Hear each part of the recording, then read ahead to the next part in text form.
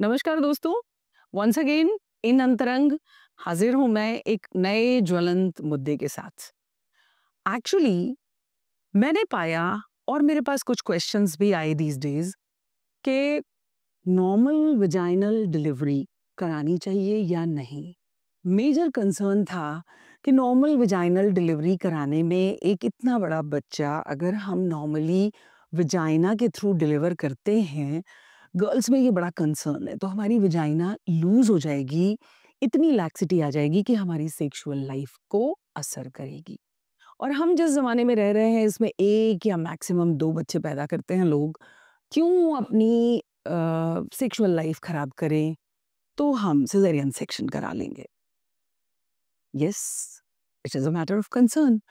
और लड़कियाँ इसके लिए बहुत परेशान हैं और मैं बताना चाहूँगी कि सिज़ेरियन ऑन डिमांड का नंबर बढ़ रहा है। लोग आके कहते हैं कि नहीं, हम नॉर्मल डिलीवरी कराना ही नहीं चाहते। पहली बात, हम उतना दर्द नहीं झेलना चाहते। दूसरी बात, हम अपनी बॉडी खराब नहीं करना चाहते। Being a doctor and being a gynaecologist, एक मैसेज आप सबको देना चाहूंगी।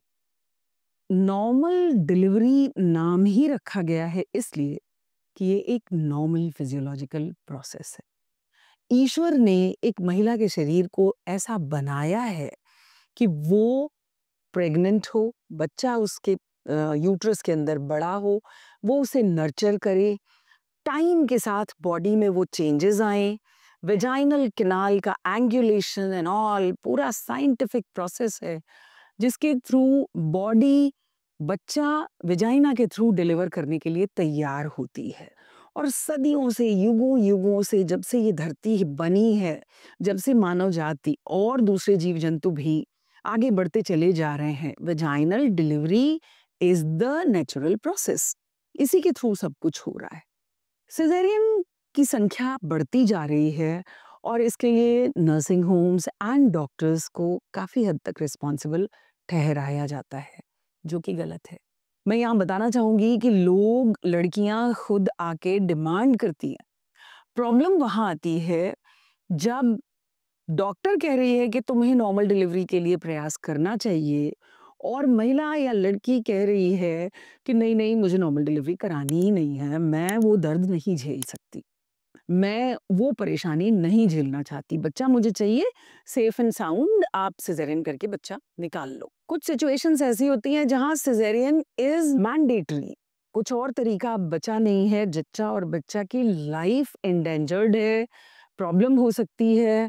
बट वहाँ ये भी सिचुएशंस आती हैं कि घर वाले और फैमिली के लोग समझना नहीं चाहते और बिल्कुल अड़ जाते हैं कि नहीं, हमें तो नॉर्मल डिलीवरी ही चाहिए। अब बड़ी अजीब सी सिचुएशन हो जाती है। दोनों कंडीशंस को समझना बहुत ज़रूरी है। पहली बात तो ये कि हर डॉक्टर, हर नर्सिंग होम, हर हॉस्पिटल अपना नाम और इज़्ज़त बढ़ाना चाहते हैं।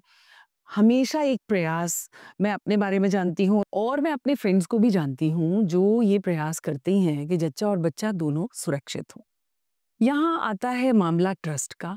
जिस डॉक्टर को आपने पूरे 9 महीने दिखाया है या उससे पहले से भी आप उसे जानते हैं, उनके ऊपर विश्वास करें।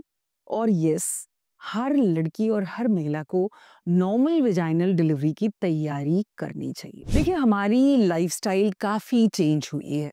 हम ज़माने के साथ जो चल रहे हैं, हमारा उठना, बैठना, हमारा खाना बनाने का तरीका, cooking methods and daily activities बहुत ज़्यादा बदल चुकी हैं। पहले लोग ज़मीन पे बैठ के खाना बनाते थे, पालथी मारते थे, खाते भी थे नीचे बैठ के पालथी मार के। पालथी position is the best position to promote a normal delivery, जो कि अब बिल्कुल नहीं है। हमने वेस्टर्न कल्चर अपना लिया है, हम टेबल पे बैठ के खाना खाते हैं, चेयर्स पे बैठते हैं। कोई भी लड़की, कोई भी महिला स्क्वाट्स तो आप भूल जाइए। अब तो घर में लोग इंडियन कमोड्स लगा के रखे हुए हैं, इंडियन टॉयलेट्स कोई प्रेफर ही नहीं करता। Actually these were the exercises, ये बॉडी को ट्यून करती थी, रोज की एक्सरसाइज होती रहती थी, थोड़ी थोड़ी थोड़ी थोड़ी। हमने वो कल्चर छोड़ दिया। इसके अलावा बहुत कम लोग कुछ रेगुलर एक्सरसाइजेज करते हैं ड्यूरिंग प्रेगनेंसी। अपनी डॉक्टर से पूछिए, मिलिए, बात करिए, क्या करने से नॉर्मल डिलीवरी प्रमोट होती है? बटरफ्लाई एक्सरसाइजेस, कपालभाति, ये सब कुछ ऐसी एक्सरसाइजेस हैं जो नॉर्मल डिलीवरी को प्रमोट करती हैं। आप पालथी पोजीशन में बैठने की आदत डालिए। चलिए ये सब तो ठीक है। मेन कंसर्न था कि विजाइना लूज हो जाएगी। एक्चुअली एक कंडीशन होती है जिसका नाम है GSM, genito urinary syndrome of menopause. ये एक नया टर्म है, 1914 में ही इसको लाया गया लोगों के सामने, क्योंकि मेनोपॉज से होने में बॉडी में जो डिफरेंट चेंजेस आते हैं, मूड से लेके पूरी body health as well as genital regions, private parts, urinary system, all ये सब इतना अफेक्ट होते हैं, इसलिए इसको एक अलग एंटिटी बना दी गई, जीएसएम। जीएसएम के कारणों में एक बहुत बड़ा कारण ये भी पाया गया कि वो महिलाएं जिनकी नॉर्मल डिलीवरीज नहीं हुई हैं, उनमें जीएसएम ज्यादा होता है। यानी कि मेनोपॉज के आसपास या मेनोपॉज के बाद जेनाइटो यूरिनरी सिंड्रोम, यानी कि जेनाइटल एरिया का लूज होना, लैक्स होना, ड्राई हो जाना, बार बार इन्फेक्शन के लिए प्रोन हो जाना, साथ ही यूरिनरी लीक्स, यूरिनरी सिंड्रोम, यानी कि urinary leaks, stress urinary incontinence, जरा सा हंसने, छींकने, जोर से बोलने, चलने फिरने, उछलने कूदने में यूरिन लीक हो जाना, या अर्ज इनकॉन्टिनेंस, यूरिन लगना और लगने के तुरंत बाद दौड़ के वॉशरूम तक जाना, और अगर आप नहीं पहुंचे रास्ते में ही यूरिन का लीक हो जाना। ये सब इतनी स्ट्रेसफुल सिचुएशंस हैं, इतनी खराब सिचुएशंस हो जाती हैं जिनमें महिलाएं बहुत सफर करने लगती हैं।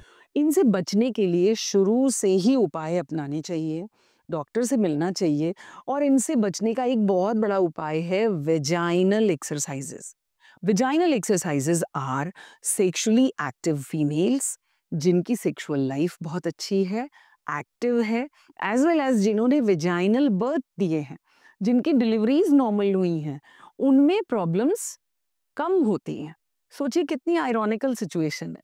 लड़कियां और महिलाएं इसलिए आ रही हैं कि हमारा सिजेरियन कर दीजिए, हमें नॉर्मल डिलीवरी नहीं चाहिए क्योंकि हमारी वजाइना लूज हो जाएगी, लैक्स हो जाएगी।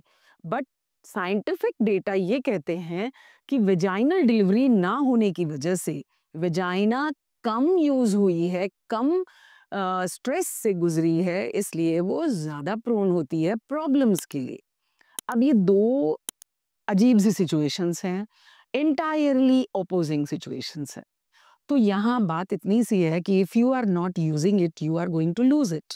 एक कहावत है ना, इस्तेमाल करिए, ज्यादा से ज्यादा इस्तेमाल करिए और ज्यादा से ज्यादा फायदा उठाइए उसका। तो be sexually active, be fit and be ready for a normal delivery. अपने आप को तैयार करिए, अच्छा खाइए, हेल्दी फूड लीजिए, न्यूट्रिशियस डाइट जिनमें कि बैलेंस्ड न्यूट्रिशन हो, नियत अमाउंट में कार्ब्स हों, कार्बोहाइड्रेट्स, प्रोटीन रिच डाइट हो, शुगर थोड़ा कम हो, ऑयल थोड़ा कम हो, एसेंशियल फैटी एसिड्स ज़्यादा हो, नट्स लीजिए, एंड घर की स्टेपल डाइट जिसमें कि सब कुछ है, थोड़ा सा खट्टा, थोड़ा सा मीठा। कहते हैं जितनी कलरफुल आपकी प्लेट है उतनी ही न्यूट्रिशियस आपकी वो प्लेट होने जा रही है, आपका वो भोजन होने जा रहा है। तो उसमें सैलड भी होना चाहिए जिसमें कि कुछ हरी पत्तेदार सब्जियाँ और टमाटर भी हो, नींबू भी हो, एंड घर का दाल, चावल, रोटी, सब्जी वो तो हो ही हो, थोड़ा-सा ऑयल भी हो उसमें। तो अपनी खाने-पीने की चीज़ों को सुधारिए, अपनी सोच बदलिए, थोड़ा-सा योगा, बैठ के मेडिटेट करिए। आप सब पूजा करते हैं, अपनी पूजा वाली जगह पे बैठ के थोड़ा-सा ध्यान भी कर लीजिए।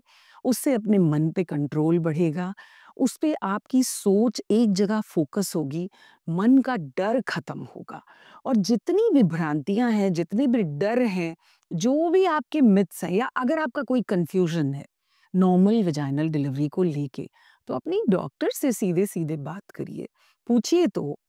अगर नॉर्मल डिलीवरी आपकी पॉसिबल है तो अपनी डॉक्टर पे ट्रस्ट करिए और उसके लिए मेंटली प्रिपेयर्ड होइए। देखिए आजकल पेनलेस डिलीवरीज का भी चलन है, जिसमें आपकी डॉक्टर आपको एक खास तरह का स्पाइनल इंजेक्शन लगा देंगी, जिसके थ्रू आपको पेन का एहसास कम होगा और आपकी आराम से पेनलेस डिलीवरी भी हो सकती है। हाँ, इस पेनलेस डिलीवरी के साथ भी थोड़ी-सी प्रॉब्लम्स जुड़ी हुई हैं, बट अगर आप एक अच्छी देख-रेख में, अगर एक अच्छे डॉक्टर के अंडर में इसको कराती हैं, तो आप सुरक्षित रहने वाली हैं। बट सिर्फ़ ये सोच के कि नॉर्मल डिलीवरी से मेरी वजाइना एकदम लैक्स और एकदम लूज़ होने वाली है, इसलिए आप अपना सिज़ेरियन डिलीवरी करा रही हैं, खुद निर्णय कर रही हैं, बिना अपनी डॉक्टर की बात सुने, तो ये बिल्कुल गलत है। इसमें ना पड़ें। अपनी डॉक्टर से मिलें, उनकी सलाह लें और उनकी बताए हुए उनके दिशा-निर्देशों का पालन करें। Best of luck for your normal vaginal delivery and a normal and healthy vagina. Thank you so much.